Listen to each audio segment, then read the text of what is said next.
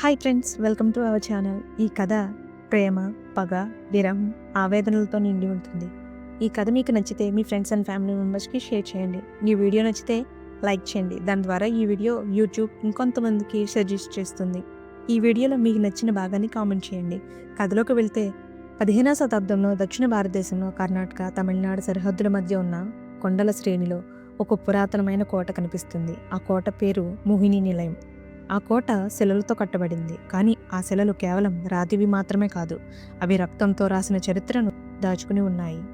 కోటపైన ఉన్న గుహలు, గోడల యొక్క గుళ్ళలో కూడా ఏదో అసహజమైన గాలి నిలిచి ఉంటుంది. రాత్రి అయితే ఆ గాలిలో ఏదో గుసగుసలు వినిపిస్తూ ఉంటాయి. కొంతమంది స్థానికులు ఆ కోటని దూరం నుంచి చూసినా దగ్గరకు వెళ్లే సాహసం చేయరు. వాళ్ళ పిల్లలకు చెప్పే భయపెట్టే కథల్లో ఆ కోట ఒక పాత్ర.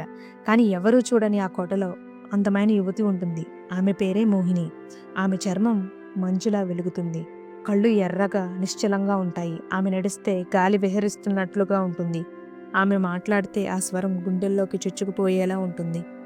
మోహిని ప్రతి రాత్రి ఒక అద్దం ముందు నిలబడుతుంది. ఆ అద్దం చాలా పురాతనమైంది. కాంస్యంతో చేసిన ఫ్రేమ్తో ఉంటుంది.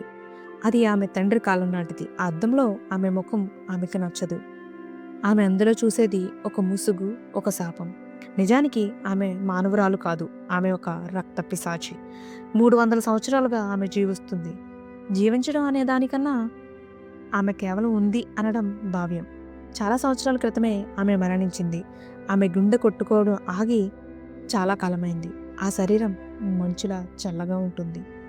ఇది ఇలా ఉండగా అది అవంతి రాజ్యం. ఆ దేశ రాజు ప్రతాపరుద్రుడు శత్రుదేశంతో భీకర పోరాటంలో ఉండి నిలవలేకపోతున్నాడు.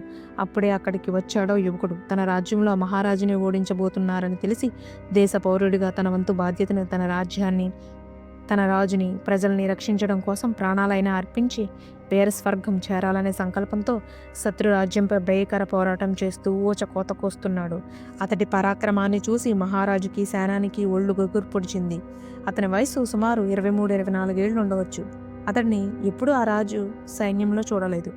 ఇంత పరాక్రమవంతుడు ఇన్నాళ్ళు ఎక్కడున్నాడా అని అందరికీ ఒక చిక్కు ప్రశ్నలా మారింది. అతడి రూపం మన్మధుడిని తలదన్నేలా, యువతుల్ని సైతం సమ్మోహనపరిచేలా ఉంది. అంతటి నవనీత లాలిన్యంతో ఉన్న ఆ వ్యక్తి యుద్ధం చేస్తే ఆ వీరుడు తన శరీరంపై గాయాల్ని సైతం లెక్క చేయకుండా శత్రురాజ్యంపై పోరాడుతున్నాడు. అతడి వీరత్వంతో ప్రతి ఒక్కరి నెత్తురు మరిగి శత్రురాజ్యంపై కాళికాదేవిలా విరుచుకుపడ్డారు. ఆ దాడితో ఓడిన శత్రురాజ్యం పారిపోతుంది. ఆ వీరుడికి మాత్రం బాగా గాయాలతో గుర్రంపై స్పృహ తప్పి కూలబడ్డాడు.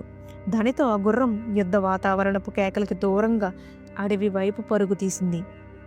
అది ఆ అరణ్యపు అంచున పడవేసి ఆ అడవిని చూసి భయంతో పారిపోయింది ఆ గుర్రం. అక్కడ రాజ్యంలో మహారాజు ఆ యువయోధుడి గురించి వెతుకుతున్నాడు. కానీ అతడికి ఆ యువకుడి జాడ తెలియలేదు. దానితో సేనాపతిని పిలిచి, సేనాపతి, నాకు ఆ ధైర్యవంతుడైన యోధుడిని వెతికించండి. అతడిని మన రాజ్య సత్కారాలతో ముంచెత్తి, కుదిరితే మన కొలువులోనే మంచి ఉద్యోగం ఇప్పిద్దాం అంటాడు. దానితో సేనాని, ప్రభు, నేను అతడిని మన రాజ్యంలో ఎప్పుడూ చూడలేదు. మన రాజ్య యువకులను మహాసేన పేరుతో ఆయుధ విద్యను నేర్పేది నేనే అయినా అతడు నాకెప్పుడూ తారసపడలేదు. అయినా మన రాజ్యాన్ని, మనల్ని శత్రు రాజ్యం నుంచి కాపాడిన ఈ యువయోధుడిని ఖచ్చితంగా రాజ్యం మొత్తం జల్లెడ పట్టైనా వెతికిస్తాను అంటాడా సేనాని. అక్కడ ఆ యువకుడు కళ్ళు తెరిచి స్పృహలోకి వస్తాడు. ఒళ్ళంతా గాయాలతో, లేవడానికి కూడా ఓపిక లేనంత రక్తం కారిపోవడం వల్ల నీరసించిపోతాడు. నిప్పితో మూలుగుతూ ఆర్తనాదం చేస్తాడు. ఇదంతా దూరంగా ఒక గుడ్లగూబ చూస్తూ ఉంటుంది. అతనికి దూరంగా వెళ్ళి గుడ్లగూబ అరుస్తూ ఎవరికో సంకేతం ఇవ్వడానికా అన్నట్లు అరుస్తూ ఉంటుంది. అలా చీకటి పడేసరికి వెన్నెల కాంతిలో ఒక అందమైన అమ్మాయి పౌర్ణమి రోజు నిండు జాబిలో చంద్రుడి వెలుగు కన్నా 100 రెట్లు కాంతితో అపురూప సౌందర్యవతిగా అతనికి దర్శనమిస్తుంది. తదేకంగా చూస్తున్న అతడిని ఆమె తట్టి లేపి ఎవరని అడగగా అతడు, నా పేరు విజయ్ అని చెబుతాడు. ఆమె తన పేరు మోహిని అని పరిచయం చేసుకుంటుంది. విజయ్ తన మనసులో పేరుకు తగ్గట్టే ఆమె సౌందర్యం సమ్మోహన రూపంలో ఉంది అనుకుంటాడు.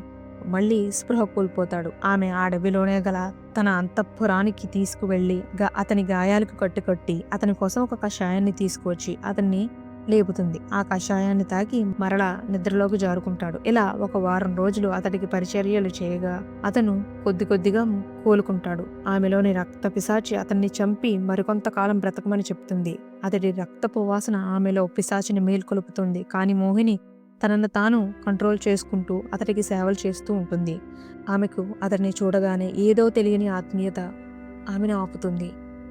ఏదో జన్మజన్మల అనుబంధంగా, విడదీయరాని ఆత్మానుబంధంగా అతడిని చూడగానే తనకు తెలియకుండానే విజయ్ సేవలో మురిసిపోతుంది. అతడి కోసం మోహిని రుచికరమైన ఆహారాన్ని ప్రతిరోజు సిద్ధం చేసేది. ఎన్నెల్లో కూర్చోబెట్టి ఎన్నో కబుర్లు చెప్పుకునేవారు. రాత్రి పడుకునే ముందు ఆ కోటలోని గ్రంథాలయంలోని పుస్తకాలలో కథలు, చరిత్రలు ఎన్నో అతనికి చదివి వినిపించేది.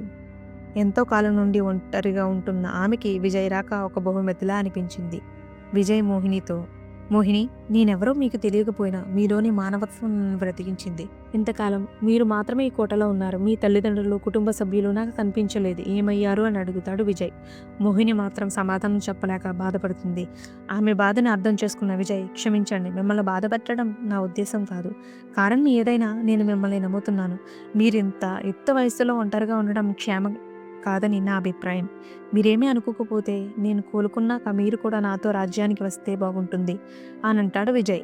దానికి మోహిని, లేదు, నేను రాలేను. నా గతం, నా వర్తమానం, నా భవిష్యత్ ఈ కోటలోనే ముడిపడి ఉంది. నా గురించి మీరు దిగులు పడకండి. నన్ను నేను రక్షించుకోగలను. నిజానికి నేను ఒక రాజకుమారిని అని చెప్పబోయి ఆగిపోతుంది.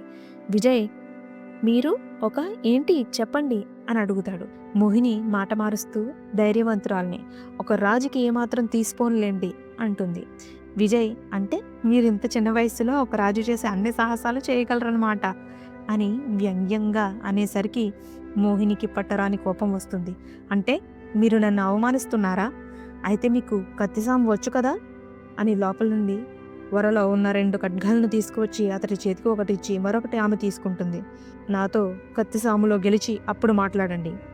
విజయ్, మోహిని, నేనేదో సరదాగా అన్నాను, మీకెంత బాధ కలిగిస్తుంది అనుకోలేదు అనగానే మోహిని, మాటలు అనవసరం, ఒక వీరుడు అయితే కత్తితో సమాధానం చెప్పు అని చెప్తుంది. విజయ్ ఇక చేసేదేమీ లేక మోహినితో కత్తి యుద్ధం చేస్తున్నాడు.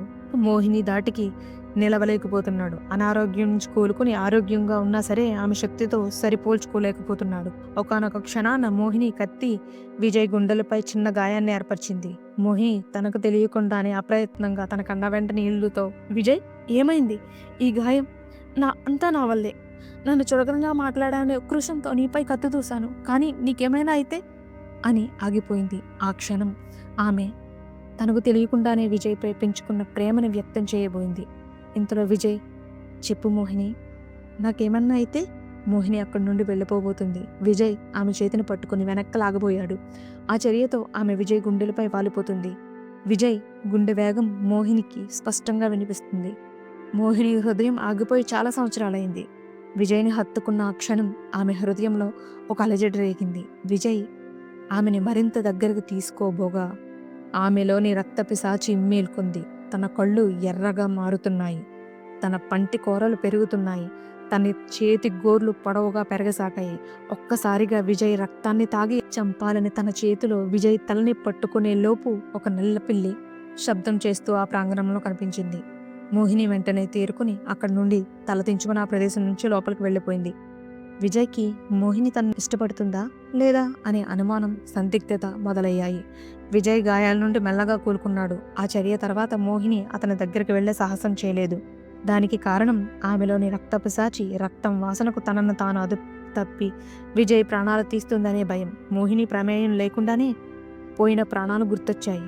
విజయ్ ఇంతకాలం మోహిని చేతిలో చనిపోకుండా ఉండడమే ఓ అద్భుతం అనుకుంది ఆమె. విజయ్ తన రాజ్యానికి వెళ్లాల్సిన సమయం వచ్చింది. మోహినికి తన ప్రేమ గురించి చెప్పాలనుకున్నాడు, కానీ ఎందుకో ధైర్యం సరిపోలేదు. అసలు విజయ్ అవంతి రాజ్యానికి రావడానికి గల కారణం తన చిన్న వయసులోనే తన తండ్రిని చంపిన రక్త పిశాచిని వెతకడం కోసం. అసలు విజయ్ మోహినికి తన ప్రేమ సంగతి చెప్తాడా? తన తండ్రిని చంపిన రక్తపిశాచి మోహిని అని విజయ్కి తెలుస్తుందా? అసలు మోహిని రక్తపిశాచిగా ఎలా మారింది? సో మరిన్ని ఆసక్తికర విషయాల కోసం ఎపిసోడ్ 2 కోసం వెయిట్ చేయండి. Thank you for watching.